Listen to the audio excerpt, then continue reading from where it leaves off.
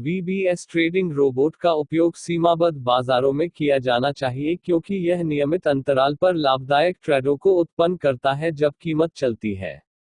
जब कीमत एक सीमा में आ जाती है तो ट्रेडिंग रोबोट बाय और सेल ऑर्डर लिमिट ऑर्डर में प्रवेश करता है और जब कीमत विपरीत दिशा में चलती है तो लाभ पर कब्जा कर लेता है।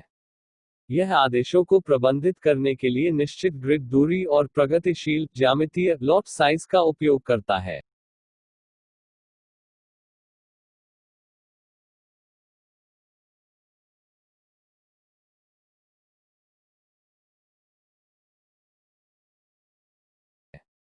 जब ट्रेडिंग रोबोट एक नए चार्ट से जुड़ा होता है तो पहले चरण में यह हाल ही में पूर्ण किए गए मोमबत्तियों के सबसे ऊंचे और सबसे निचले स्तर की गणना करता है। यह वह श्रेणी है जिसमें ट्रेडिंग रोबोट संचालित होता है।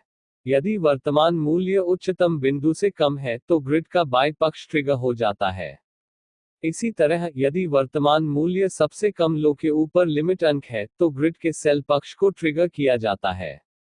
बाय और सेल ग्रिड दोनों एक ही समय में सक्रिय हो सकते हैं और विशेषज्ञ सलाहकार द्वारा अलग से प्रबंधित किए जाते हैं।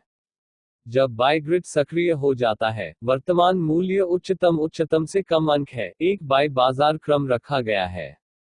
बाद में 4 ऑर्डर प्रारंभिक बाय मार्केट ऑर्डर के नीचे ग्रिड बिंदुओं की दूरी पर रखे गए हैं। प्रत्येक निचले क्रम का लॉट आकार ज्यामितीय रूप से बढ़ता है।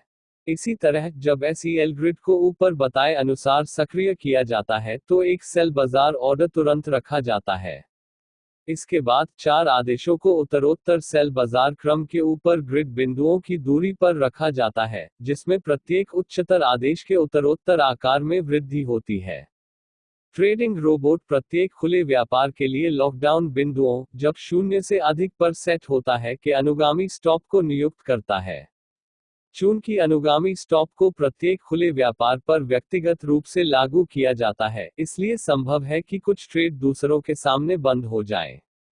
जब कोई स्थान अनुगामी स्टॉप पर बंद हो जाता है तो ट्रेडिंग रोबोट एक नए आदेश के साथ बंद स्थिति को ट्रेडिंग रोबोट अमाउंट पैरामीटर का उपयोग करते हुए रणनीति स्तर का लाभ भी देता है।